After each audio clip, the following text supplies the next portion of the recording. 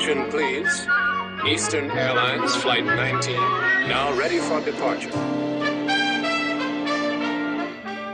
Welcome aboard the Walt Disney World Express Monorail.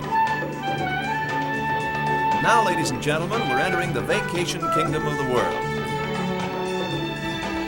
There's enough land here to hold all the ideas and plans we could possibly imagine.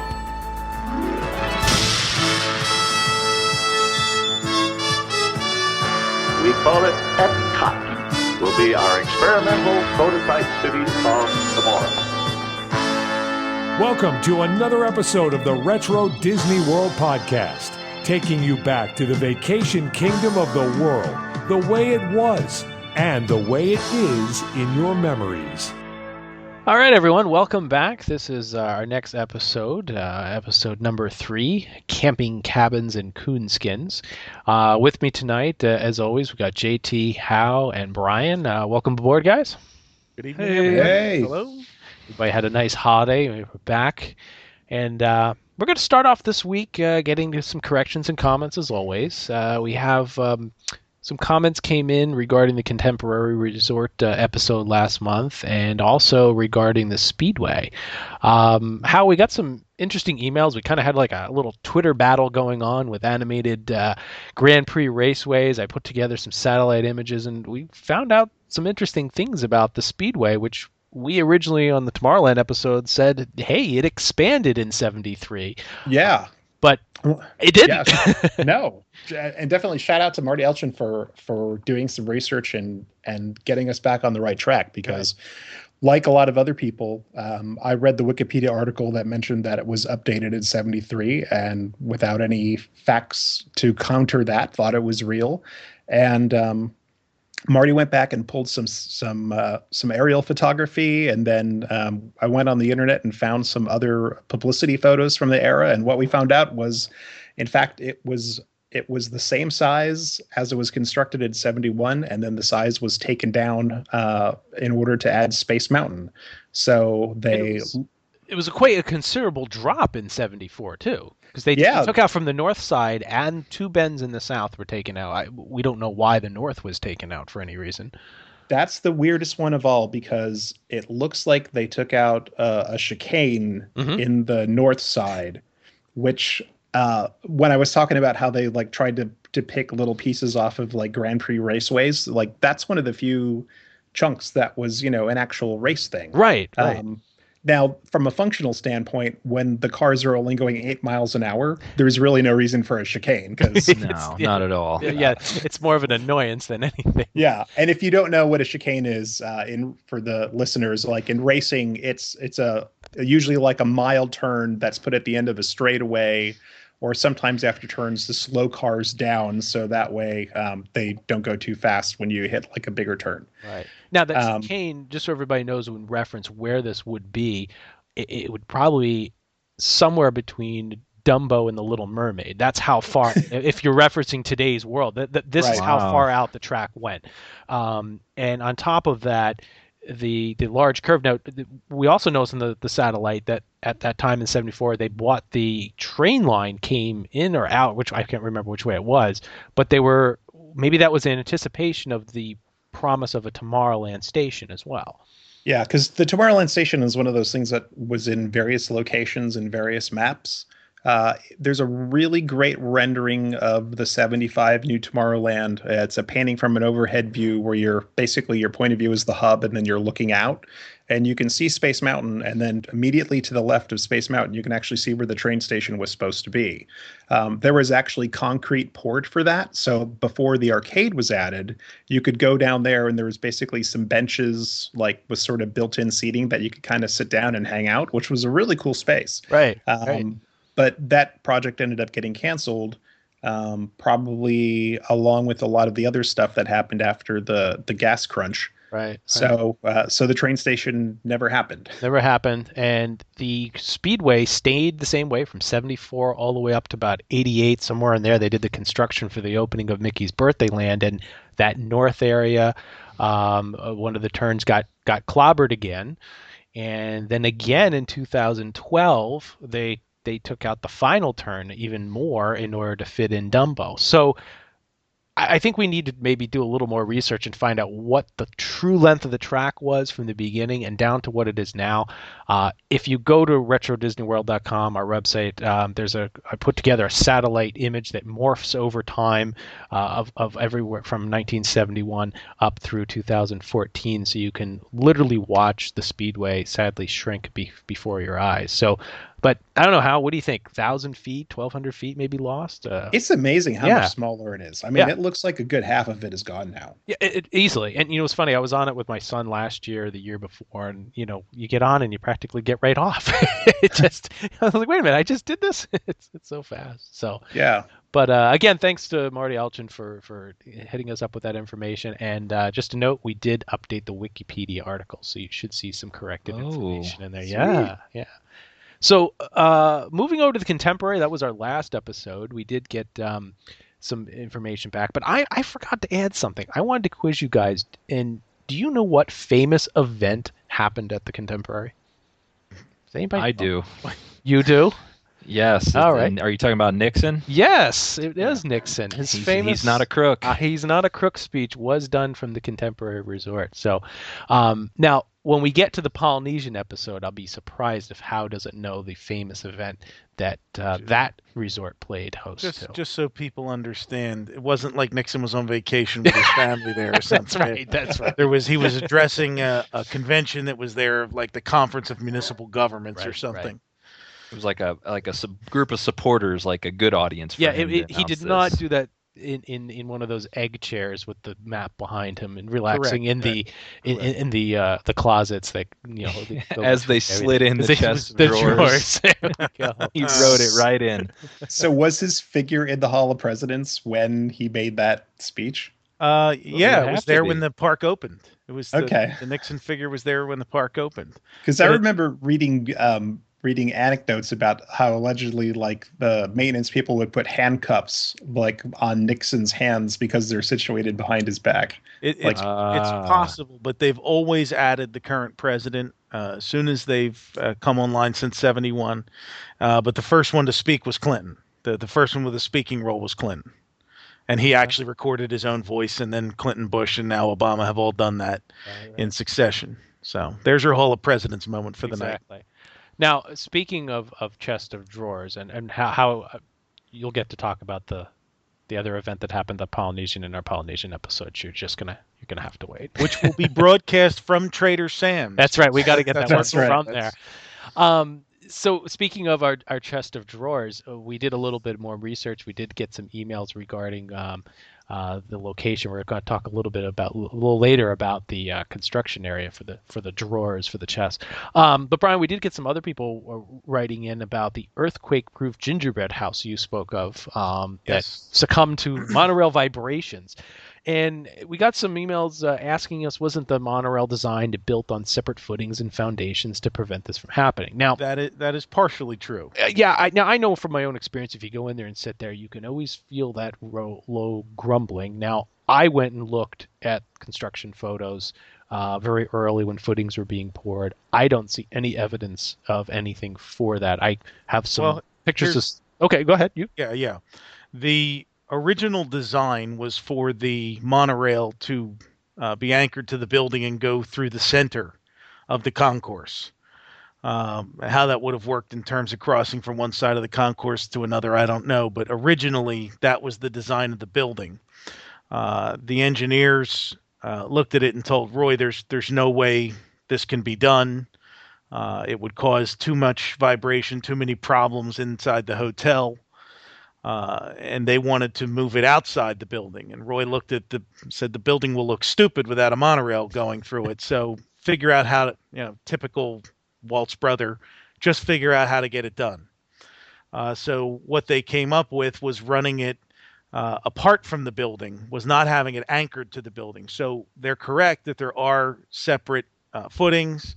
The monorail track itself is not actually connected to the building.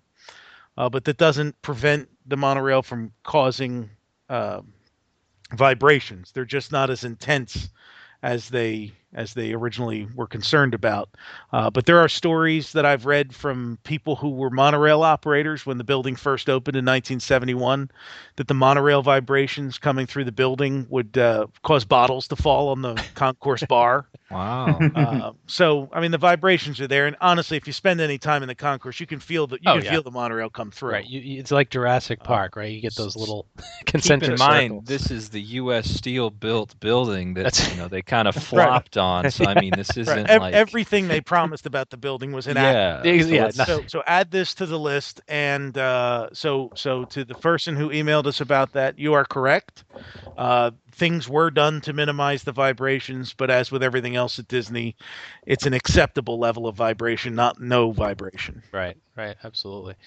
So we did have one other thing regarding, we had another individual write us about our contemporary Shag and Flare film, which we went through the last episode.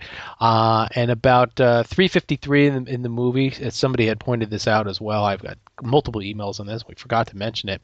Off to the right of the contemporary, you can actually see the construction of Space Mountain. So that portion of the film must date from 1974, because we obviously know the opening date of Space Mountain. So if you're interested in seeing from afar what it looked like during construction, you can take a look at that. I think that wasn't into what they call the funnel phase or something after that, when they started putting the things around the top. I forget, there was a funny name for it. You got me on that one. I forget what it was. I will agree. Yes. Yes, absolutely. Yes, and the inverted funnel or something is what they call it. Anyway, all right. We'll move on from funnels.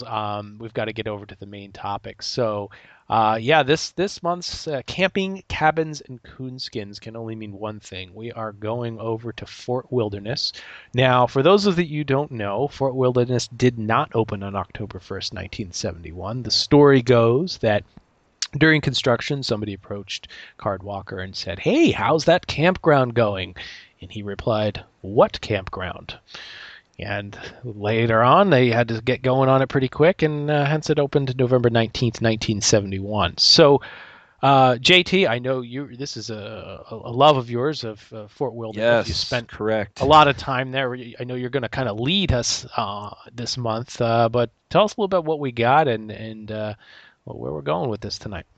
The interesting, my time period with Fort Wilderness, like I've said on the first episode, kind of began in the mid 80s. So I was never there when it opened. But from what I've read on the opening day, lots of things were different. There were only 232 campsites there. And add on to the fact now we had 481 added in 73 and 113 more in 1976. So it was smaller. And the other thing that kind of surprised me too is going from that whole is it ready in the what campground thing, not a lot was set up. They had a temporary reception outpost, a temporary bike barn. Everything was kind of just thrown together just sort of to appease the campers.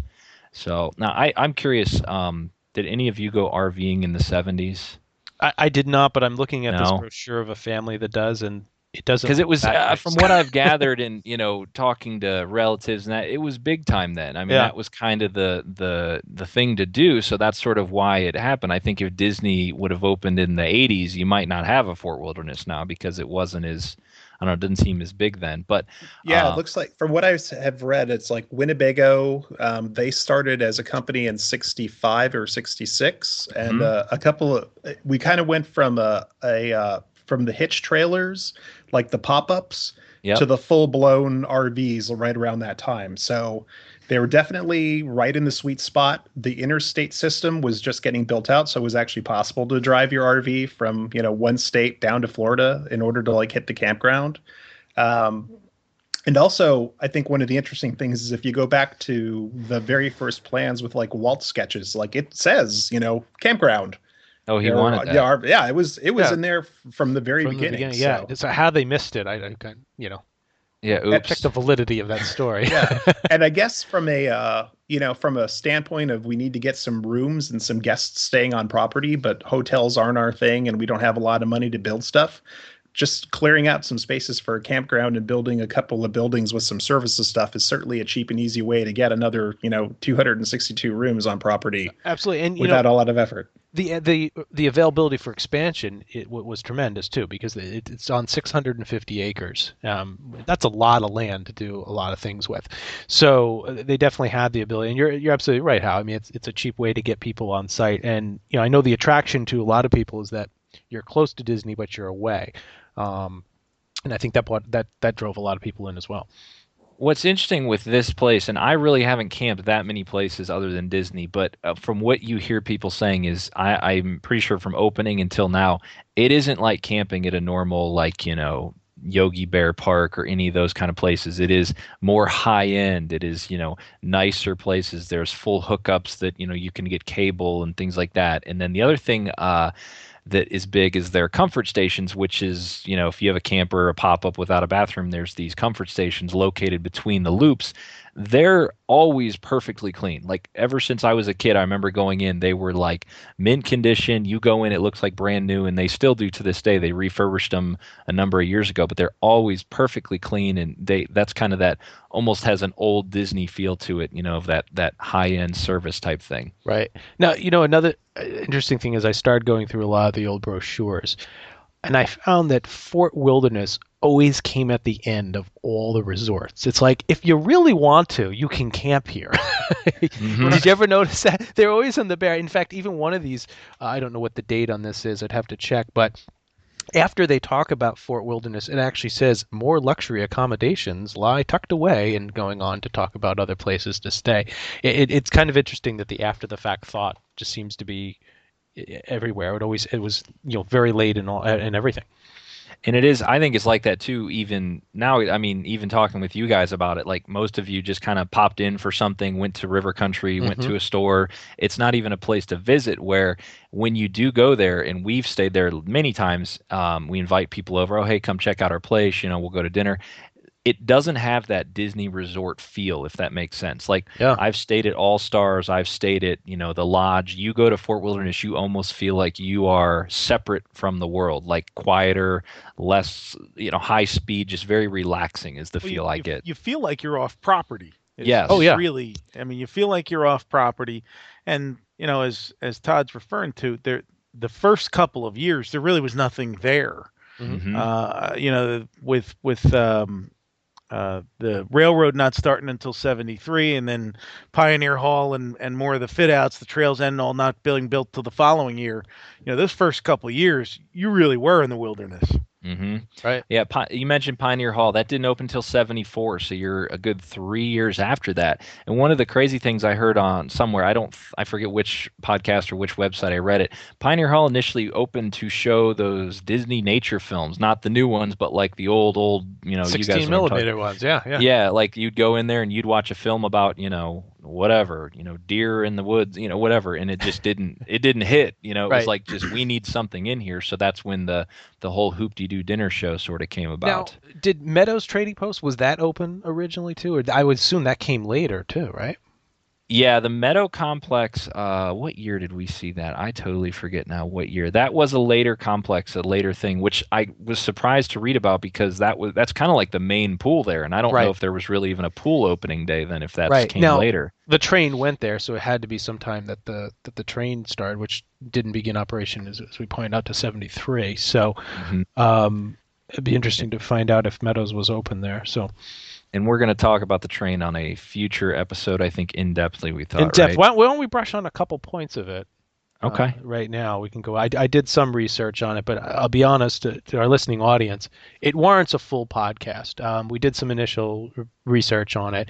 There's a lot to be uncovered, a lot to people to talk about, and I think we need to dedicate it, maybe get some guest stars on as well. But yeah, it began operation in 73. And for those of you who don't know what we're talking about, Fort Wilderness used to have its own steam train. Own steam train, right. It was the only Disney resort, and I believe to this day, that has its own attraction. You would pay $1 to ride it all day if you were staying at any other Disney resort. If you stayed there, you could ride it for free. But it was almost 3 miles long, twice the length of the Magic Kingdom. It was a much smaller gauge track, 30 inches instead of 36. And the engines were smaller. There's rumor out there that they were 4/5 scale, and that is just not true. They were smaller engines called Saddle. saddle tankers, if you will. Essentially, the saddle was the sides of the engine. On each side of the boiler is where they held the water. There was a problem with that, and they couldn't hold enough water. That's one of the reasons that the train went downhill, but not the only reason. So this train stopped off at the Meadows Trading Post. It went down all the way down to the main engine area. What was that called, JT? Down all the way down. The reception outpost. Reception outpost, yeah. Yeah, it's like a covered building. There's a parking lot there for normal people that don't have a camper, and then there's also like a big covered awning you drive under, and there's like a guy sitting there, and it's meant for RVing basically. Okay. So. It went down there, and it took you directly to River Country. So it was a great way. In fact, I heard that at some point they had to start putting rubber mats in the bottom so that the people who were getting off or all dripping wet wouldn't get the train wet. So yeah, but which was interesting. Now, the reason the railroad went downhill is that what I've heard is that Disney really didn't know how to build a railroad very well. When the Magic Kingdom was built, they had people come in, but for this, it was put together by their own team. The rest of the rails and the ties were not secured down. Nothing was tamped down, and essentially through just the temperature changes and the Florida, weather and rain just started to erode things. Tracks were getting messed up, and it didn't last very long. And in fact, it closed. It ran up to February 1980. Actually, is when it lasted. So about 7 years, and then everything was pulled up, and the trains were put into storage, and as well as the cars. Now, you guys have seen some of the cars around over the years, right? Famous locations. Tell them about how. Couple places. So one of the famous locations they became the ticket booths for Pleasure Island when that was a separately operating thing. Right. Yep. And now, do you guys know where the engines went in some of the train cars? No, I do not. Yeah. Okay. Well, they all went. Fortunately, all have been taken. They fell into disrepair. They've all been taken by private collectors. But John Lasseter actually owns one complete train in his own personal collection, which is pretty cool. So must be nice. Yeah, he's good. Sure, I'll take the old Fort. Just truck that thing over. Throw it in my yard. Exactly. So, which is interesting. But the rest of them are in hands of private collectors, which is good to hear, is that they're around. But yeah, sadly, we're never going to see that railroad. But when you really think about it, it's pretty unique. That you could, get around. And I think that was kind of the idea before the trams came into play, which I know, JT, you're going to go over here in a second. Yeah, I'll kind of hit on the transportation. Yeah, go on the trams. That's one of the biggest things that is the issue at Fort Wilderness transportation. When you stay there, you're kind of out at your site, out in the middle of nowhere, and you're like, how do I get, say, to the Magic Kingdom? You have to get from your site to a boat, to a bus, somewhere like that. So they had these trams that drove around, and actually what they were the same kind of cars that took you on the backlot tour, the parking lots in the different parks and things like that. What happened, though, was I remember this as a kid. They didn't have those flip down sides. They were just wide open. And I remember we're going to miss it. We would run up full speed, jump on it as it's driving away, and hop on as it's rolling. So I'm assuming at some point somebody had to get run over. That's just me, because it was, you would just or you'd hop off at your stop before the thing came to a complete stop, and then they would, keep moving. So there was a point in the early 90s, I remember when we hit that visit and the trams were just gone, and it was all the Disney buses then. So that's what's there now, is the full-size buses. Now if you park in that front parking lot, you get on a bus and drive around to the back? Yeah, if you say you want to go to Hoop-de-Doo. So if I go to the Hoop-de-Doo review, you have to drive to the reception outpost. You have to go catch a bus, which stops almost. Bus, right? Yeah, it's internal loop. They all stay in there. It almost stops it. I don't know. It depends which bus you catch. There's three different lines. Yeah. When we go, we've taken my son to the Chippendale campfire, which is a lot of fun. Which you're stealing from us campers, because you're going for free to something that we pay for. Now, are those dancers with no shirts and bow ties, or are those? No. There's legit somewhere stored at Fort Wilderness Chippendale costumes that Chris Farley didn't wear, like the real guys, like Chippendale, and you can roast marshmallows, and they show a Disney movie every night, which is now copied at every Disney resort. Right. That was the original place to do it, and it is a lot of fun. But what we do is we go and park at the Contemporary or park at the Polynesian, take the monorail or take the boat. It's a little more relaxing. Then we all just walk down the meadows. It's not that long of a walk, and no, we enjoy it. It's really nice. As an aside, Disney actually recommends and requests that people who make reservations for the Hoop-de-Doo review take a boat from the Magic Kingdom. They tell you to get yourself to the Magic Kingdom and then take the boat from there. That's their actual recommended transportation route. I'm doing something recommended for one of the very first times. Okay. The other, you're doing it correctly. The other transportation you can do there, and I don't know when this started, but I remember for as long as I've been going in the 80s, golf carts are the thing at the Fort Wilderness. Yeah. You can go rent a golf cart, which it's for the cost of it to pay Disney, you could almost stay at a regular Hampton Inn for the night, but you pay that much, like, $60 a day, and you just drive around on a golf cart, no license required or anything. The number of people that bring their own golf carts now and decorate. Oh yeah. I mean, they travel with RVs and golf carts. It's almost like they tow them behind, and they decorate them. We've always been there around the holidays. The Halloween time, and all the different RVs are decorated literally like homes. I mean, lights glowing, and the golf carts have "Boo y'all," all these different signs on them, and there's skeleton lights hanging from them, and it's intense. Very community oriented, and you know that a lot of people know everybody else. They and they're when you bring your own golf cart, you can smoke any Disney golf cart. I've been run past many times driving the Disney golf cart because they govern them to a certain speed, and they're wimpy compared to the personal golf carts there. So that's a Disney leisurely speed, right? Just like the water sprites. Water sprite, right? Yes. There's governors on there, yeah. So. All right, so we went over Pioneer Hall, Trails End Restaurant, or like as I like to call it, the Buffeteria. Have anybody eaten there? I've been there.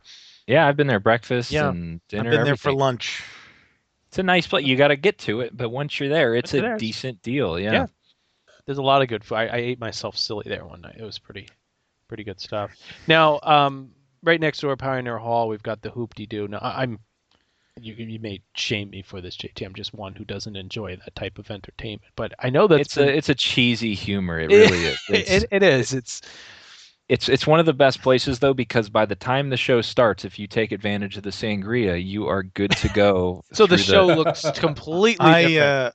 Yes. One of my I have not seen it yet, although it is now on my to-do list because I've had a number of friends see it the last couple of years that really say, you really ought to see it once. It's a lot of fun. And then they rave about the food, that the strawberry shortcake for dessert.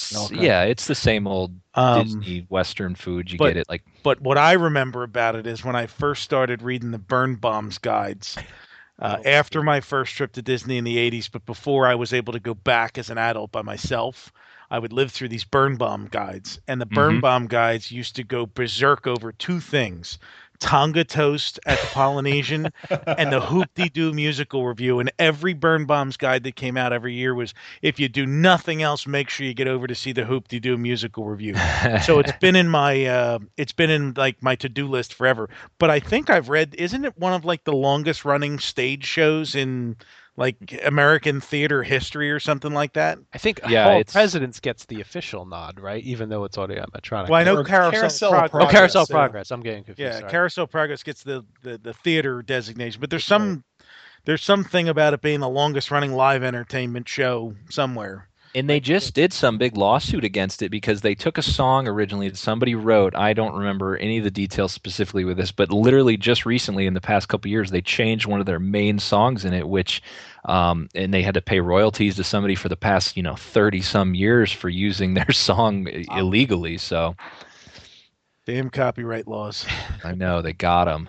Now, JT, the Melvin the Moose Breakfast show. I never went to this, but I did that story on the site because I saw somebody selling Melvin himself. I don't know if we mentioned this on another podcast or not, but the Theme Park Connection, I think it was, had it for sale, and it was a breakfast show. Basically, Hoop-de-Doo, the Pioneer Hall, is useless during the day. The doors are closed. They have practice in there, but you walk by, it's just a big, closed-up building, so they tried to put something in there like a breakfast-type show, and they had a big audio animatronic moose hanging on the wall, and they sang and they did all this stuff, and it was a breakfast show, but I never went, never had any experience with it. Right. Wait, the Melvin from Country Bear Jamboree?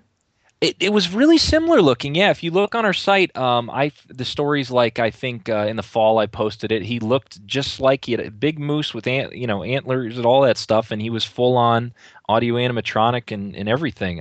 That's about as far as I could get. There's a YouTube video of it too. It's like Bugaboo Breakfast or something, like a Bugaboo Steakhouse for breakfast.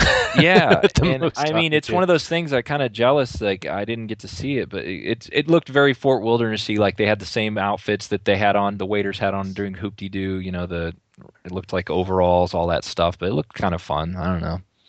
No, you also had a very unique aspect to this resort, which was the traveling resupply truck. I never saw this either, but I saw the pictures of it. It's amazing. And it's a brilliant idea because you were just talking about how the transportation, you get on a tram if you needed something. So this truck would literally drive around with, sundries and grits and food and God knows what else in there. The gift shops at Fort Wilderness are unique in the fact they do have camping supplies. They have charcoal. They have, they mosquito have repellent. Yeah, just stuff like that. You can buy the sticks to roast marshmallows, but then apparently when it first opened, it was like an old time truck, and it had almost like a pickup truck bed on the back. It looked like a rolling store, and it would pull up to different sites, and you could just buy stuff right there, fresh fruit and whatever else you needed for your site. Which it's kind of cool, but they don't do that anymore either. Yeah, that's gonna make you walk now. So yeah.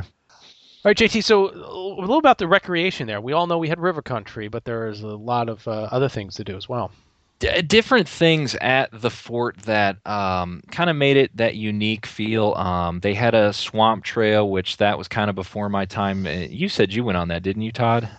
Which the swamp trail? Yeah, I took in 1996.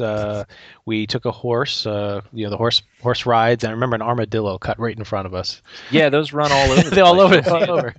It just runs out. Exotic wildlife. Exactly. Yeah, exactly. And there's deer. It's kind of an interesting area. There's just animals everywhere. The other thing was it did have the classic Disney beach. You could go swimming in it. Another cool thing I remember was sitting on the beach. You can see the fireworks to the Magic Kingdom, and they piped in the music there. So that was kind of it made you feel like you were close to the park, but you still were out in the middle of the woods. Right. They had a really unique, and it's gone now, it was a playground that had like teepees kind of all sort of built into it around it. Like you could go and hide out in a teepee and pretend you're an Indian. I remember playing there when I was a kid. And then moving kind of back towards that Pioneer Hall is the classic, it's gone now, the lawnmower trees. Anybody know what that is? I do. Go ahead. I got to see it before they took it out last year. It's a shame it's gone. I was over there a couple years ago, as I mentioned, for lunch, and no sooner did we get off the boat there to head into to the restaurant than I saw the lawnmower tree off to the side. So it was when they had bought the property, they discovered this tree where a self-push lawnmower from probably the 20s or 30s was there, and the tree stump had actually grown up around it, so it was embedded into the tree. And at one point, they actually had to cut the tree down, but they left the stump there with the lawnmower in it until last year when we were told that it had rotted to the point where they needed to take the stump out, which meant that the lawnmower tree went away. Exactly. It's a shame. Yep. And that's kind of on your way to, like we mentioned, River Country, which if you don't know the story of River Country now, we do have a story on our site. We got sent to us kind of what it is now, which it's we're going to have a whole show on it, but it was the first themed water park ever. And being near Fort Wilderness, people had to come into Fort Wilderness to get to it. Had that old swimming hole feel. It felt like it belonged at Fort Wilderness, but now it's been completely shut down, abandoned, and you can still see it when you take a boat to whatever driving by there. So for some daring adventure people, you can really still go see it, but we're not going to. Yeah, there's been many documented viewings of it. People still go in there. I'm waiting for the day when they demolish it completely, but it's just sitting there and being overgrown. Yeah, I have a theory, and I don't know. I mean, obviously there's a lot of protected wetlands, and I'm just wondering if the demolition and the cost of doing that and protecting the runoff into the lake, is it? I don't know. Is letting it sit there rot better than demolishing it? I don't know. The trend I seem to see, if you look at the attractions in the parks, it's like unless something's going to go back in that spot, it's like they just don't want to spend the money to demolish it. Right. Makes sense. that's really the biggest thing. It's like until there's a replacement slated, it's like they'll just let it sit there because it costs nothing to just let it sit there and rot. Now, this Yeah, has I got mean, to be the longest one that they've ever let sit for anything. When did it close? Like 99, 98, something around there. I think it was 98. It was 98, but Yeah. I'm in construction. I can tell you the demolition is almost as expensive as construction. And when you do demolish it, you've got gigantic plastic slides and tubes that you then have to figure out how to ecologically dispose of. I mean, there's a lot involved that it just Right. doesn't make any sense. So Hal's right. It doesn't make any sense for them to knock it down. And that was all natural fed water too. So just Right. leached So until right they into the- decide to build a vacation club complex there, There you go. or a new resort, which Well- it's big enough that they could do that too. what was supposed to go between that never was, right? Buffalo Junction, right? Yes. Buffalo Junction never came around, and that would be a great spot. Now, I've got to read something here that I found. I don't know what this came from. It's a little hard to read, so you've got to bear with me here. It seems to be coming from some sort of guide to Disney World, but we caught something on here that was really, really interesting. So I'm going to read this here, and then we'll let Hal and Brian discuss. It says, the acreage appeared even more beautiful as the brothers drove into the forest on a single dirt track leading to a small private fishing lodge on the shore of Bay Lake. So, what does that tell us about Brian? Well, Roy's cabin. Roy's cabin. What else, right? And it says, soon after it was decided the campground would be located in the general area where the fishing lodge then stood, and then development would be undertaken in the area's natural beauty. So, now, Hal, I know you did some research on this. I know our listeners have been dying to hear about Roy's cabin and what the truth is behind. We've got some aerial imagery from 1969 that shows the exact precise location of a building on the edge of Bay Lake. We see photos of Roy walking near a lodge that seems to represent the same size and shape that we can see from the aerial photography. But you did some digging to, kind of look at the myths of him staying there and Yeah. some other things. What'd you find? So even before it was the myth of Roy's cabin, it was the myth of Walt's cabin. Right. And for years, it's like people in the Orlando area had tried to track down this mythological cabin that Walt's, allegedly stayed in. And then I think over the course of time, it kind of morphed into Roy's cabin. And we saw the photos from the Florida State Archives that looked like, oh, there's a cabin. Mm-hmm. But I think I guess I'll let Brian tell part two of it, and then I'll come in with what I found, and then So Brian, tell us what we thought Roy's cabin was. Well, Roy's cabin was, to our knowledge, was an existing fishing cabin, fishing lodge on one of the properties that they bought that bordered Bay Lake, in the location of what is now part of Fort Wilderness. And there are pictures that exist of Roy from the Florida Archives having some meetings there early on, while they were planning the development of the property and while the property was under construction. That's most of what we know. So there was that. There was also this myth that Walt actually stayed there, like during the times when he was down. And I had friends that had spent some time driving around trying to find this thing. And I think what we ultimately, what we found out based on some research is that there was a Roy's cabin, but Roy's cabin was actually in Bay Hill. When they decided to take executives and move them down to Orlando to finish out the construction of Walt Disney World, they rented the company actually bought like 6 small houses in Bay Hill, which was the section that would ultimately end up being owned by Jack Nicklaus. So in Orlando, if you were an executive mucky muck, there were 2 places that you would probably live. One was Windermere, and then the other was Bay Hill. So Disney bought 6 houses in there, put the execs in. So Roy Disney had his cabin next to Joe Fowler's cabin, so that way they could just have meetings at whatever hour they wanted and just go across and have tea and breakfast and talk about where the construction was. So it was really handy for that. at the end of construction, right.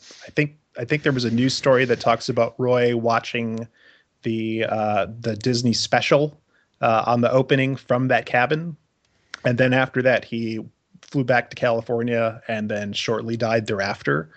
But Joe Fowler actually stayed in that house up until the point that he died, I think in the 2000s. Yes. So he stayed put the entire time in that area in Orlando. But as we found out later on, it's like this. Yes, there was a cabin that was there on property. It was an old fishing lodge that existed, and then we found the other article. Todd found that article that mentioned it, and then I actually just read a passage in Reality Land that mentioned that the construction manager for Fort Wilderness set up his trailer next to the cabin. They thought that they might be able to use it as a construction office, but by the time they got in there, it actually was no longer structurally sound. Oh. So the cabin was demolished. But there was a real thing. It's like, to our knowledge, neither Roy nor Walt ever stayed there, but the cabin was a real cabin. It existed, and it is no longer there. Right. Joe Fowler died in 1993, by the way. 93, okay. 93. And for those interested, I know we've got, so where is the exact location of this cabin? Essentially, if you're coming off of the dock at Fort Wilderness, after you go through the beach, it would have been on your left-hand side, just about 20-30 feet in on the left-hand side is what we understand. This could be the construction trailer. The picture I'm referencing, which we can certainly post with this episode, comes from 1969 or so, so into the construction. There are some older aerial photography we're going to try to do research on that dates to the 50s that may really hone in on it a little bit better. But so that's the legend of Roy's cabin, right? Yeah, there is a smaller cabin on property, which you can see in the pictures. That's kind of located right up to the edge of Bay Lake. Right. And apparently that was something that was built just to hold like the canoes and like some of the watercraft there. Yeah. So there is an actual cabin like right on the edge of the lake, which you can actually see on Google Maps, I think, and someone's got some close-up pictures. But that's not it. That is not it either. Right. There was some talk. I think when we first talked about one of the first episodes, I said, "Oh, it's over in the far southeast quadrant," and no, it was much closer from what we do to where Pioneer Hall and the entrance stuff is today. So. Interesting stuff. Well, there we go. So everybody that's been waiting for the Roy's cabin, and Brian, you didn't have to mention it in this episode. It just came out. Well, Roy's cabin is like cream. It always rises. That's it. It just popped in there like the Stay Puft Marshmallow Man. Just So JT, I have a question as someone who never stayed there.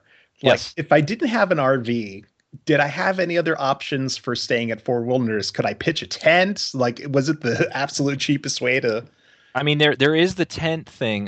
There's a whole section that is just tents, and a lot of times Boy Scouts will stay there, and church groups, and it's just a big field, and you go. It has its own bus stop, but you go out in this field and you pitch a tent. You can also use a tent on a plain old campsite. Like, you can rent a big full-size RV one with cable hookup and everything and put your tent there. But starting in '86, Disney struck a deal with Fleetwood, and they built these, what they called Wilderness Homes.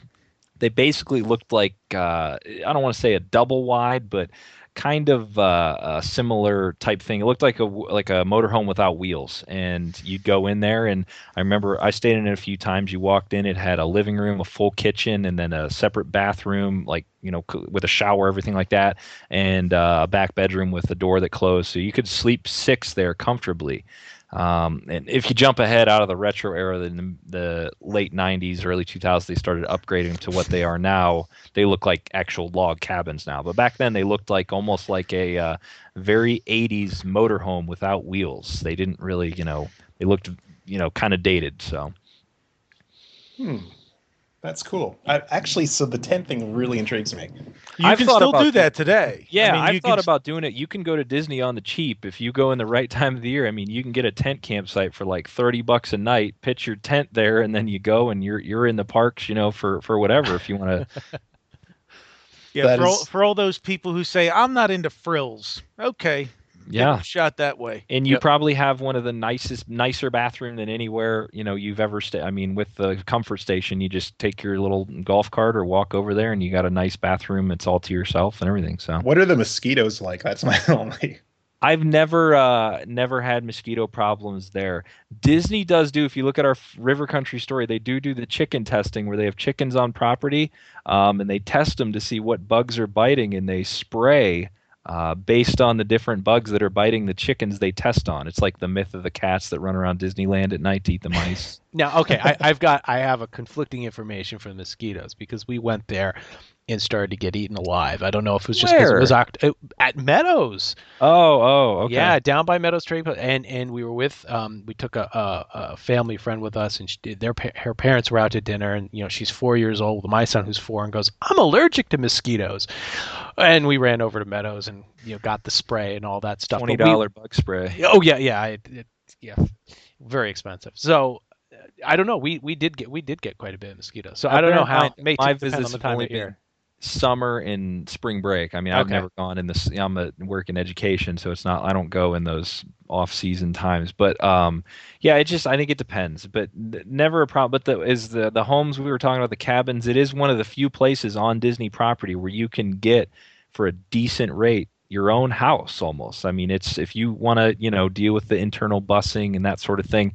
You actually have a full kitchen. You can do that like they show in the promo videos. You can bake a turkey in your kitchen the day before you go into the Magic Kingdom. Only a matter of time before they're converted to Disney Vacation Club. They very well could be, but right now, I mean, that's one of the few places we do stay when we go is the house, because you get a house and you go out on that deck. You don't hear a single thing, and there's no all-star music, bright lights and everything. It is just very chill and relaxing. You can have your own barbecue. I gotta check that out because I got to stay at the tree houses a couple of times, and that was my all-time favorite. Now you stay at the old original treehouse. Yeah. Yes, yeah. All right, we got that. That's where we stayed. Yeah. So if there's something similar to that still around, I'm so down with going to check. It is very chill. That's the biggest thing with it. Yeah. You are out in the middle of the woods, and you don't feel like you're at Disney. Once you leave the park, you kind of wind down. But I always feel like when I stay at like a Pop Century or something for like a quick stay, it doesn't ever wind down. I leave the park, you go to Pop Century, it is still all in your face Disney. But Fort Wilderness has its own. It feels very brown. Well, not only that too. The effect of the characters and the theming is done so well that they don't stand out. Like you said, it blends in. It's just a slightly larger chipmunk running around. Right. It is slightly larger, yeah. Or Mickey Brian, with a rifle. Didn't you have a story about Airstream trailers there? Well, before they built the cabins in 1980, what was that, 86? Yes. Sometime a few years before that, they set up like a dozen Airstream trailers, which they, for all intents and purposes, were a test before they put the cabins in. And you could rent those, which was obviously revolutionary at that point because all you could do before that was rent a campsite. I shouldn't say that. There was an original cabin on site. One cabin, unair conditioned, no bathroom. It was near a comfort station that they allowed to remain, and they rented it. And it could sleep up to, I think, 5 people. But it was available for like $15 a night, which was like a failed thing, wasn't it? They like attempted to do it, or they were going to put multiples, and it just didn't catch on. There was a one standalone offbeat, and it obviously in the Florida heat and unair conditioned wooden cabin from April until October was probably not a very fun place to be. No. Now, inflation calculator, $15. Where are we? Oh, come on now. I'm going to guess in the 70 range, but I'm going to check now. We're checking. This is a live check exactly. of the inflation. This is up to the minute. Yeah. Oh, listen to the computer in the background is hard at work calculating. I'm going to use 1983 as our base point. $35 a night. $35 a night. Wow. Yeah. I will say, though, I think if we go financial with the money, some of the richest people that go to Disney stay at Fort Wilderness with some of the RVs you see. I mean, it's like you almost get like to the point where you're jealous because they're chilling and they got a flat screen TV hidden behind a panel that has like the time machine in it. And they're at their RV there. And you're like, what, your RV is like $100,000 rolling home, right. And you're worrying about your golf cart that's $50 a night. As you know, JT, it's more than $100,000. I mean, they're basically buses. They're basically gigantic motor coaches. I'm jealous of the $100,000 ones, let alone the $2 million ones. I know a couple of people who have those, school bus sized motor homes, I don't want to say elderly, retired people, who that's how they spend their winter, is traveling around in the RV, and they will go to Disney I think Disney lets you stay there for a maximum of 21 days, I think is the limit, because they don't want somebody moving in there. But I think the limit's 21 days, and they'll go down for like 2.5 weeks. They never set foot in the parks, but they'll set the RV up there and spend the week, spend 2-3 weeks down there. And if you check in as Edna and Earl and then Bonnie and somebody else, you can stay 42 days if you stretch it right. There you go. Exactly. You got it. All right. Well, JT, thanks for your research on this and your personal experiences. It's great stuff. So if anybody has any questions on this, and again, we'll do a little more detailed diving in on the train in a future episode as well as River Country. I know a lot of you are going to write in and say, you didn't talk enough about it, but don't fear not. We will get there. So, JT, we're going to pass the baton right back over to you for viewer mail. What do we got this month? Candler Hobbs wrote us about the chest of drawers construction station, I will call it.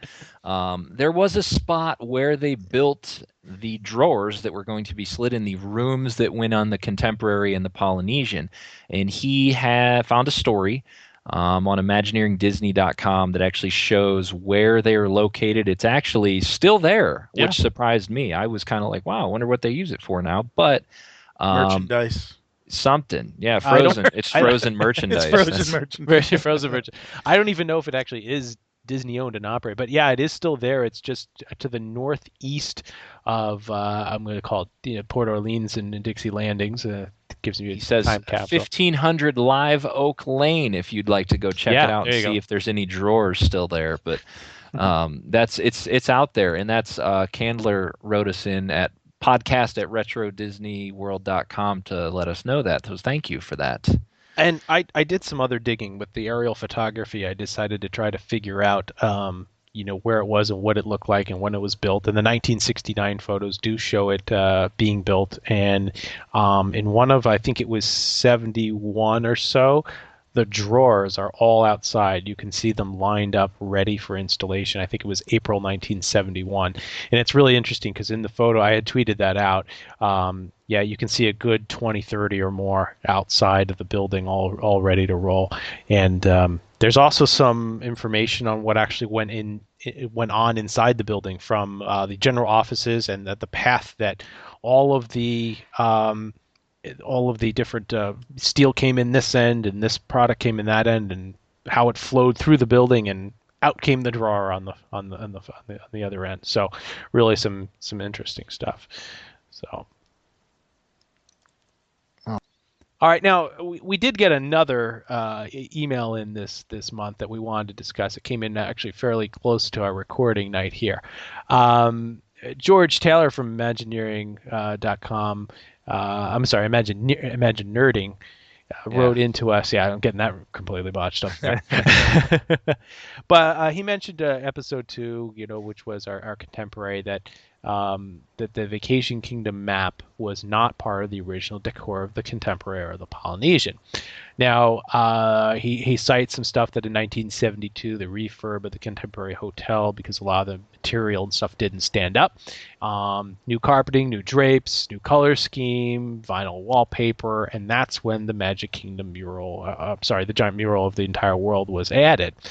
Now, from what we've gathered, and in the U.S. Steel video, you see the child run into the room, and behind them is the map, and that was actually pre-opening. So I'm going to call out George here a little bit. We're going to try to do some digging on our side and see which side of this is the correct side. What do you guys think? You've seen the video. We've got lots of pictures. I'm going to say that's a good guess and thought by George from the Greatest Online Show claiming that, but I don't know if the U.S. Steel video. I think that is the smoking gun of the thing. Yeah, I mean, come on. I don't know. I mean, just watch the video. The proof is there. Yeah, the kid runs in practically squealing with glee that behind him is a map of the kingdom, and it's clearly the Paul Hartley map. I will say, though, that I don't disagree that there might have been a refurb in 72, just judging by U.S. Steel again. Well, we talked about that, right? How you said, because in one of the films you said we're not looking at the original carpet. Most definitely. Now I'll back off on that, because when I did some double checking, it's like the carpet that was laid down when Bob Hope steps off to do that dedication in November is the same one that we see later on in the 70s. Okay. So but certainly the rooms were utterly and completely redone, because what started out as a very super modern room on the inside that looked not wildly different from the contemporary, like suddenly became completely different in that, I'm sorry, not wildly different from the Polynesian. It's like the Polynesian rooms and the contemporary interiors, the furniture and stuff looked very, very similar. It was all ultra modern. And then around 73, we start to see these changes where they start adding the Mary Blair style murals in the rooms, and really starting to like add a lot more of that Mary Blair look into the rooms, where before they were all super modern. So they were trying to get a hold of like, how do we take this Grand Canyon concourse and like try to interplay it throughout the rest of the hotel.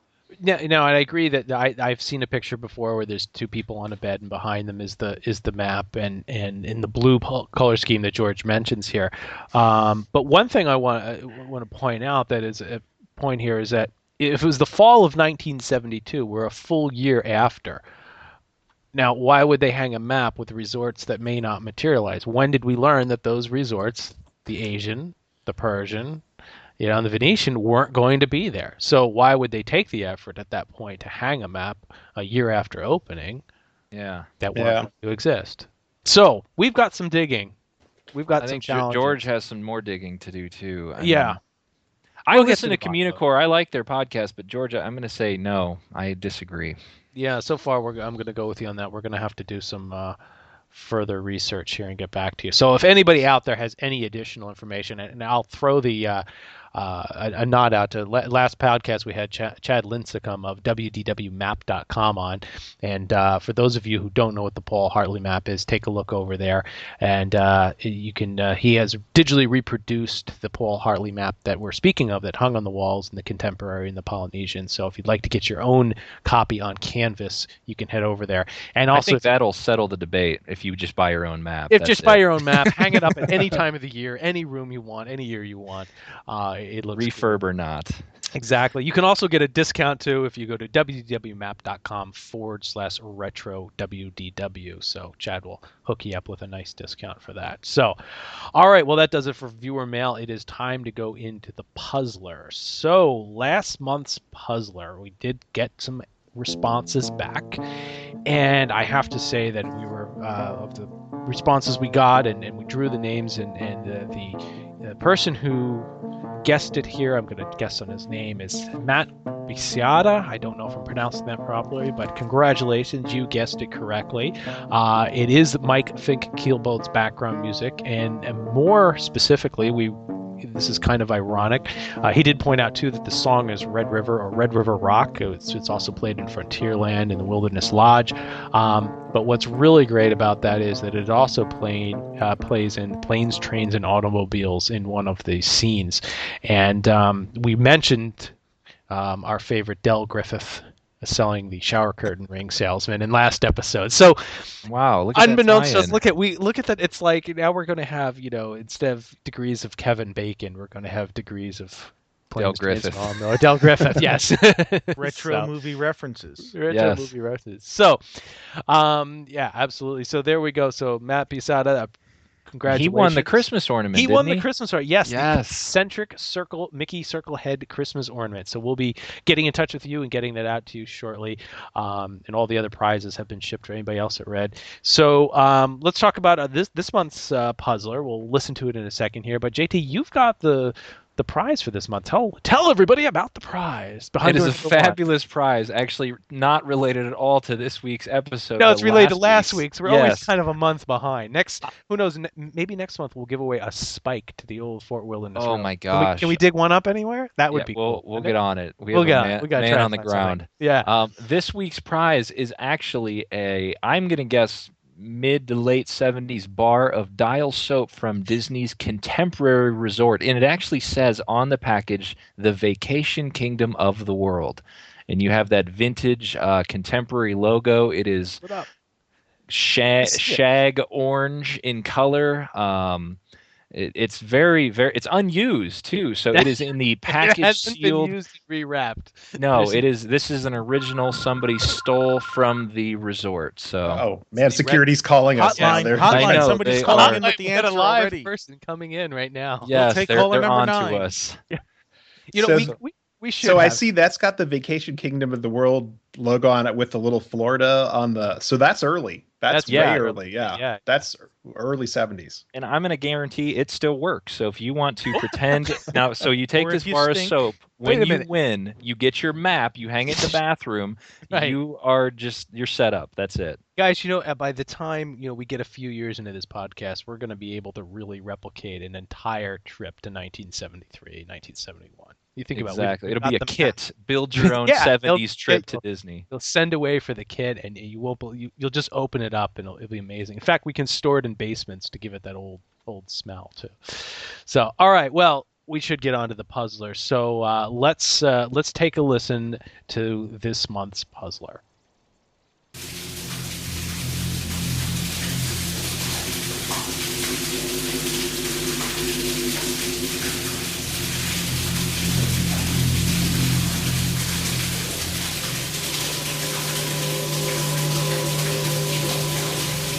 All right, so that's this month's puzzler. Now, remember, if you know or care to guess the answer to this month's puzzler, write to us at podcast@retrodisneyworld.com. All correct entries will be entered into the drawing for the fabulous prize of the Contemporary soap, as we just discussed, and all correct entries will be entered into the big prize at the end of the year, which will be one of the replica copies of the Paul Hartley map from wdwmap.com. So that will be pulled in December on our December 2015 episode. So That's a big deal. So that is a big deal. So even if you don't want the soap, right, even if you want the soap, just work. send your answer. Send your answer in. And don't forget, even if you don't win the soap, if you have the correct answer, you're still entered into the big prize that will be pulled in December 2015. So. All right, so the last segment of the show always is our film restoration. For a thoughtful, once-in-a-lifetime gift, contact Pixel.com to create pristine digital transfers from your old home movies, photos, videotapes, or slides. Now available, they have the Reflectera app that puts all of your photos and videos in chronological order. To get started today, visit Pixel.com or call 1-800-557-3508. So, as you guys know, I've always been touting that I've got some film to look at, and of my own personal trips. And, we talked about my grandparents' film, and I always said that I had my own personal film coming for my first trip. But here it is. We've got it. This is what we're going to go over. This is Super 8 film with sound from October 1980. And actually, I have my actual passport from that trip right here in my hand. Yeah. So this was the old passport that you would wear around your neck, which more people seem to be doing, but and it had the stamp on the back. It had a hole in here where you'd wear it or tie it to something. And actually, if you look carefully in the video, I don't think my parents entrusted us at 8 and 3 years old at the time 8 and 4 to wear it. But we certainly did. And if you look carefully, my grandmother's wearing it in a couple of the shots. So actually, correction, I was 6. I don't know where I was going with 8. But anyway. Wait, so is that the all attraction walk on whatever you want passport? Correct. That's why you had to wear it, right? You had to show it. So this says this ticket allows one child the following: transportation to and from from Magic Kingdom via monorail or ferry boat, Magic Kingdom admission for 3 days, unlimited use of all Magic Kingdom attractions except the Shooting Gallery, Discovery Island, and River Country for 3 days, and only valid during Walt Disney World operating hours. Total cost Anyone care to guess? One child. $12.50. Oh, a little higher. It was 1980. It's a 3-day passport. Oh, 3 days? Yeah, this was a 3-day. $18.50. Oh, $18.25 after tax. There we go. Look at that, nailing it. That's impressive. But this is the one where, is this during the time when the tickets were still being used, but you could buy? Correct. This, because I distinctly remember, like, not to get off track, it's like we went one year and my dad, because he worked for AT&T, got this passport where you didn't need the ticket books. You could go on whatever you want.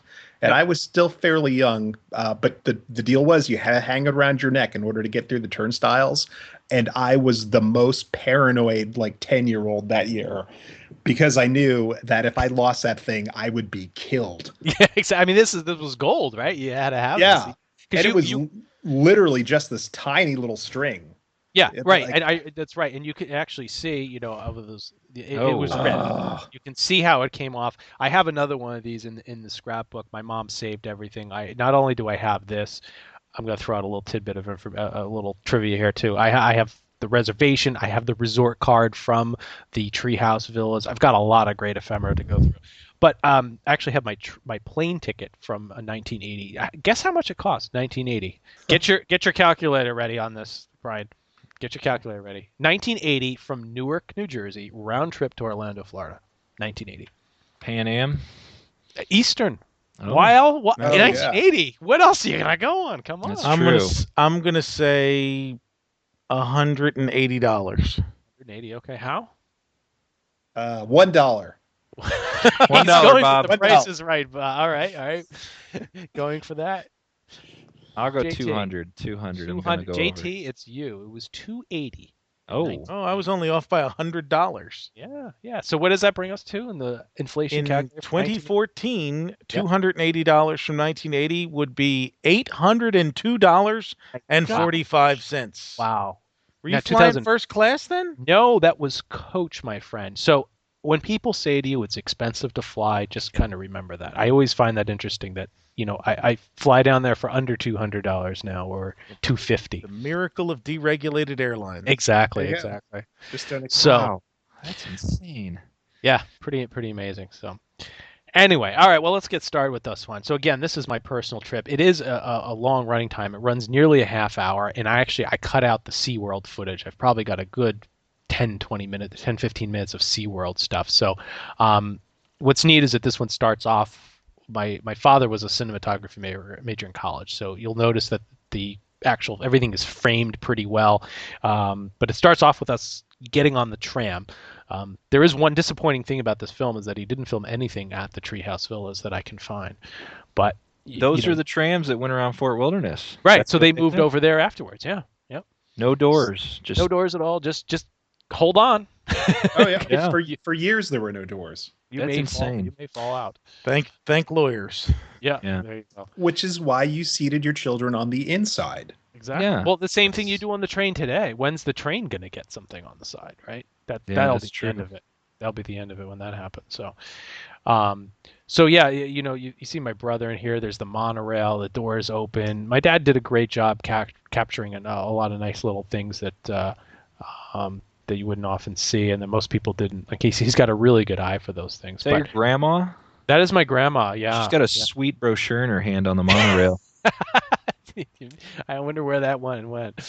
So yes, around the I think it's around just shy of the 2-minute mark, probably like around 140 something. You see my brother just run off and my grandmother go chasing after him. And actually at the 2:05 mark, I'm wearing if you look carefully, it's waving in the wind as I'm at the top of them. There's your passport. You can see the passport waving. I can. Todd, how old were your grandparents around this time? Because I know they were doing all kinds of traveling. And they were, right. Let's see. My grandfather was born in, I believe, 1917. So 1980, that would put him at what, 63? Yeah, okay, 60s, yeah. 63, yeah.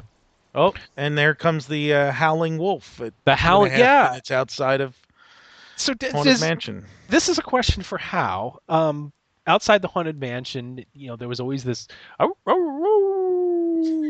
the 1980s, but do you not hear it anymore because there's just too much other stuff going on, or did they get rid of it? But I mean, in my dad's film, you can hear this. So, I guess I haven't been around enough to notice it not there. Yeah. Because there were two great things about the outside of the Haunted Mansion. One was the wolf, and the second was the traveling light effect. Okay, no, this is definitely the wolf. Yeah. Yeah.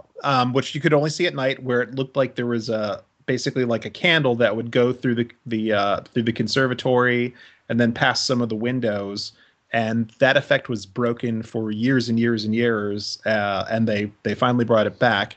There was a period of time in the 90s, too, where I think they added like a strobe light onto the back with a thunderclap and try to make it look like it was lightning, but it didn't really work that great.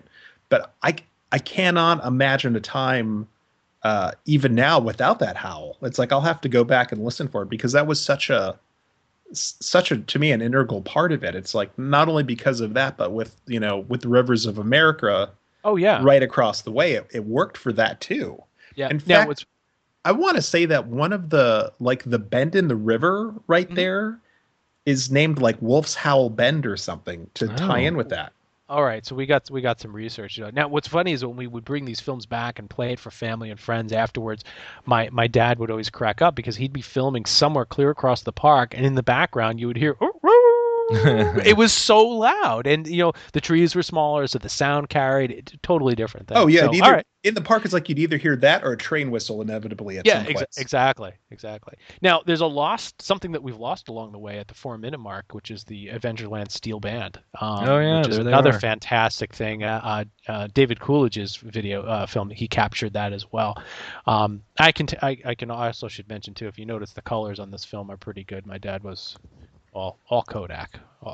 So, let's see here now. Also, too, another thing we lost at about the 450 mark is the barking parrot. Yeah, there he is. Moving, zoomed in, he's talking, which is really cool because you just don't get to see that. What year was he taken out, How do you know? I want to say he was taken out the year that they built World of Disney over in the because he got moved over there for a while, or he might still be there. But I'll drop a little factoid that will hit if we ever do a Pirates of the Caribbean. That him being a Barker bird outside was not his first location. All right, we're gonna have to wait till we do that episode. Yeah, then, right? So I'll let you chew on that for a while. But everybody think about that. He lived somewhere else before that. And when I say it, it will. I think it'll make sense, and some like gears will turn into some people's heads and go, "Oh," and it'll also make sense why they took it out from where it was. But yeah. Now at 6:55, you can see my brother and I. I'm on the right-hand side there, just playing with the obligatory shooting at the cameraman. Well, absolutely. I did that multiple times if you watch, but the obligatory Pirates of the Caribbean gun, you had to buy one. Now those were the ones you could put the cap in. Oh, they had cap guns. It took stick caps. Do you remember stick caps? They were plastic. You'd peel it off. I think you either licked them or they had adhesive on it. I can't remember. And you'd get one shot out of it. So, and from there, my dad goes into the obligatory parade, which I'm not big on parades now. Wasn't big on parades then, so we're going to just zoom by that. Now, an interesting thing to note is that there's a great footage of us going around the park. Now, this was October. I have the dates here. Hold on. Let me reference. This was October 14th, 16th, and 18th, 1980. Now, if you watch carefully in the film, they are in chronological order, and you can kind of see how one day turns into the next, and you can figure it out. But so this first day that we're working on here up to the 10-minute mark or so is still October 14th. You'll see Big Thunder Mountain come around, and you can see it from where the Frontierland station is. And that was a huge thing because it was under its testing at that time. And my grandfather and my father got to ride it. I haven't identified the exact frames of where they are, but they are on some of the footage of later on of them riding it. So this was the test. And, you can see a lot of everything's working. The possums are swinging around, the road runner and the snake are going at it, so it's pretty neat. But yeah, because that didn't officially open, I believe, until November, so that was part of the soft opening. There's an example of child abuse in here too. Is there at the 13-minute mark? Somebody's holding the button on the water fountain so your brother can drink from it, And drinking fountain water is really should be considered some kind of abuse. Okay, so I'm gonna. Do you know who's holding it? I think then? it's Let your me check here. grandfather, but Is it my I think so. grandfather? I love Okay. Florida water. Oh yeah, okay. And my brother even puts his hand in there. It's so. great because it's like drinking from an old shoe. Yeah, it's swampy. It's drinking pirate water is what it is. It's the same water. It's pirate water, as far as I'm concerned. Now at the 16 mark, it looks like there's some of the stage show at the Fantasy Fair too, or Fantasyland Fair. What was that called? I forget what that was. Mickey's got big hands in the 80s, it seems. I want to break in and say that I've gotten an answer from the authority on all things Haunted Mansion, MK at MK Pony on Twitter. Foxy Hooves says the sound is still there, the howling wolf, but it's been rather low these past few months. So, well, I suggest we find that volume knob and crank it up. They can think it's Rapunzel from her tower next to it howling. Interesting thing here too is I had my heart set on one attraction in 1980, and that was 20,000 Leagues Under the Sea. And this was before the time of the internet. You could know what was closed. Look at the 1642 mark. The entire lagoon was drained as we go over from the Skyway. I was crushed, and it took me until 1986 to ride it once again. So, and there's some great shots of Tomorrowland after that too coming in. And also too, you can see that it is called the Goodyear Grand Prix Raceway. My dad's got a nice shot of that. And that first day rounds out around the 19-minute mark as we head. There's a beautiful main street in here too, with all the vehicles going, the omnibus. That's really some nice stuff in here. Yep. I have another set of film coming from my dad that he took with my mom. It was previous to me being born, so it had to be 72 or 73, and he stood on Main Street and photographed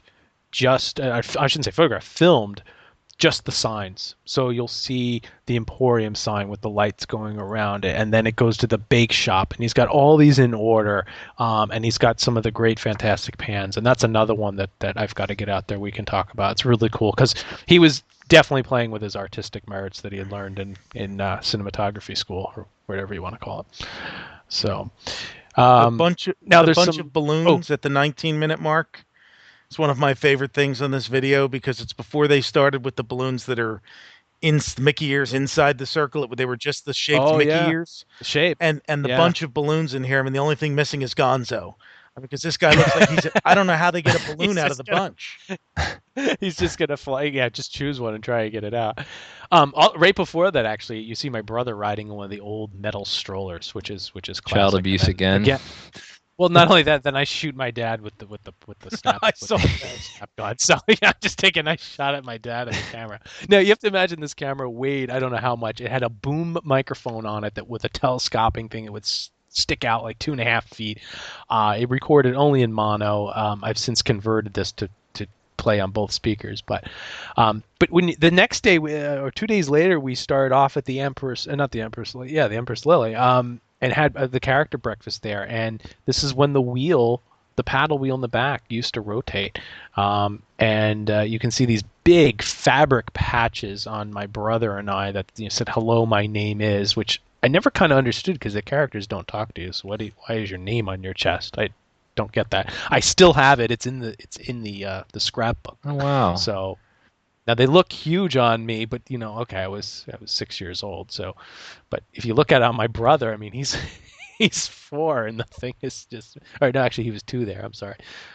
It's huge, and there's more balloons there at the at the end of 21 mark. Yeah. Now, there's something really cool coming up. We went over to the Village Marketplace. Look at around 2220 or something. The whatchamacallit.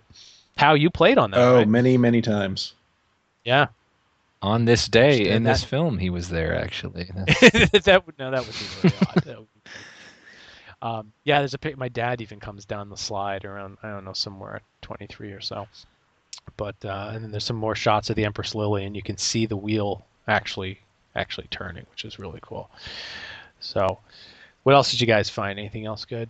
I think we're around 24 minutes or so now. I see the Light Bite logo behind the whatchamacallit. The what? Light Bite logo, the logo of the restaurant that was right there. It's this really weird thing with like a bowler hat and then the words kind of like form the shape of the face. Like as a kid, it's like I was intrigued by a lot of the graphic design, like in the store signs at the Buena Vista Shopping Village. Yeah, you do get some great in the minutes preceding it. Your dad takes some great pans of the area down there. Because I think for people who've only ever seen it as downtown Disney, and we've touched on it before, but I mean, Lake Buena Vista Shopping Village was just gorgeous and serene and classy and everything that downtown Disney is not. That's a great way to sum it up. That's perfect. So yeah, now mine has frozen up here. I don't know Mine why, has when too, you get in. So. Yeah, I don't know why it's having. I loaded if you go right to Vimeo, it maybe. Where are you holding the birds at? I jumped ahead here. Mine's still playing. Okay, hold on. We'll get to that in a second, JT. So around the 24-minute mark, this is kind of fun. We take out this not a pontoon boat. We take out one of the little crafts, which is I don't know, it probably seats about 6 to 8 people officially. And there was a scene in here that I always thought as I mentioned earlier, my grandmother chasing my brother was funny, and you see me piloting the boat here. But at some point in here, my grandfather sits down with my brother, and my father, you see, he just reaches over and slams the throttle straight up. My brother cranks the wheel to the right or left, and the boat just starts going in circles. And you hear my grandfather go, "What? Where are we going? Where are we going?" And literally, you just see the background swing around, which was great. I think at some point it's another film. It was actually video. My dad just kept making this pirate voice when we rented it, like in 1986, and my mom got really frustrated at him. "David, stop that!" And he's "Arr, arr," you know. He always wanted to be a pirate. I don't know. So yeah, what I'm speaking of is at the 25-30 mark. You can see my father just reach over and gun it, and then and my grandfather looks around. He has no clue where he's going, and they're just spinning. I always got a kick out of that. One of the things I remember. So I think after that, you see, we actually instead of taking the monorail later on, we take over the one of the other boats, and we head over to answer JT's question. Where am I holding birds? Discovery Island? Discovery Island, that's it. Yeah. I went to Discovery Island. It was really cool. You know, I remember walking the paths. I went there a couple times, maybe 2-3 times. I went there in 86 or so, and in 88, I think, as well. And even up to the 92 maybe somewhere. But yeah, they had the birds, and I remember the giant tortoises that you'd walk along the beach, and there are toucans and flowers, and there's a shot I think towards the end of where you can see the wrecked ship. Yeah, it's still there, but doesn't look that good. It doesn't look that good anymore, but you can see the boardwalk, and the walkways were really neat because it was boardwalk, and they had the ropes going from it and everything, which was really cool. So, but yeah, that about rounds it out right there. That's so a good chunk. Like I said, I've never seen Discovery Island look like that before, so that's neat. Yeah, well, there's a lot of birds on it. I see like some kind of furry animal. What is that? I don't know. It's like a small reindeer or something. Oh, yeah. I've never been there. I don't remember. Awesome. So, yeah. So hopefully I'll get the next one up. Like I said, I cut the SeaWorld stuff out, which is really just the Shamu shows, and we're not all about retro Shamu here, so. Yeah, but I'll have to find I'll get the stuff out and get the 1972 film out that my father took that's got really great shots. So, you know, yeah, Brian, if you like the shots that you saw there in the pans, you'll definitely like the other one. And you've got a rarity there because the boat that took you over to Discovery Island is one of those Osceola class sidewheelers. So yeah. Oh, it is. I didn't even realize. Oh, wow. So because it is shown. I didn't even notice that because my dad does have the film of it pulling up to the dock, right? What mark is that? Did you I'm trying to get back there again. About 28, 20. 28, 20. Okay. That's I'm cool. sorry, 26. 26, 20. Yeah. 26, 20? Okay. Didn't even realize it. I didn't even notice that. So, ironically, I restored this. It's on my server at home. I have to play on the TV. I haven't sat down and watched the full 30 minutes yet. I've been so busy recently. So, but, now how you and I probably need to talk about one of the next films coming up. I know we're going to release it pretty soon, right? The Home of Future Living. I'm furiously trying to write something for that. So that'll be out soon. Okay. So For our listeners, that's going to be the next film we're going to release. I may release the 16mm promo film in the meantime, but do keep your eye out for that on RetroDisneyWorld.com. So, all right. So once again, the film restoration segment was brought to you by Pixel.com, and also for a 10% off coupon, visit RetroDisneyWorld.com/ImageWorks, and from there you can learn how to use a coupon to get 10% off your film transfers, movies, videotapes, and slides. So, well, guys, that wraps up another episode. Cabins, Coonskins, Campsites. What was the other one? Camping. That's went through an hour and 20 minutes here, and I forgot what we were talking about. So, all right, guys. So we gotta decide on what to do for the next episode. Now, JT, you chose, Hal chose, and Brian's already chosen. But I know it came around to me, and I had an idea, but we've stayed in this part of the Vacation Kingdom of the World for 3-4 episodes now. I think it's time to move on. Don't you agree, Brian? I think we kind of discussed that. It's time. Yeah. So the where are we going? time has come to head to where the 21st century began on October 1st, 1982, Epcot Center. That's right. You can hear the cheers going up from our listeners. Yes, they're doing it. They're moving over. So we haven't nailed down the exact topic, but we figured we'd take it to a different time period and start going over to Epcot and if there's something you want to hear on Epcot, then tweet at us or email us and let us know. So yeah, we want to just wrap it up here. Say thank you to our sponsors. Again, as Pixel, we mentioned, sponsors the film restoration portion. Chad Lincecum at wdwmap.com, and Chris Buckholz Attraction Posters. We'll post a link with this. And if you are interested in sponsoring any other part of the podcast, feel free to give us a shout at info@retrodisneyworld.com. I think, JT, you wanted to give a shout out to some people. Yeah, I went to fortfiends.net. They're kind of the authority on Fort Wilderness. Got some facts from them. I was really hoping for some of the original Fort Wilderness guests to chime in, but I didn't get any of them to really. So if they're out there and they want to email some facts we messed up or something, please do so. I'll tell you what. Why don't we get this posted over on there? You got the account. Let's post it. Say, hey, here's our Fort Wilderness episode. Care to comment? We'll take their comments and post them up in the next episode, as we always do. Right? Exactly. So, all right, before we wrap up here, one final word. You can find us at RetroWDW on Twitter, and we're also on Facebook if you search Retro Disney World. And also, as always, visit us at RetroDisneyWorld.com. We appreciate all of our listeners. If at any time we'd appreciate a review at iTunes and give us a shout out. If you have any questions, you can email us at podcast@RetroDisneyWorld.com. So, guys, let them know where they can find you, and then we'll sign off for the evening. I'm hoagiesgarage.com if you want to read about my vehicle reviews, product reviews, that sort of stuff.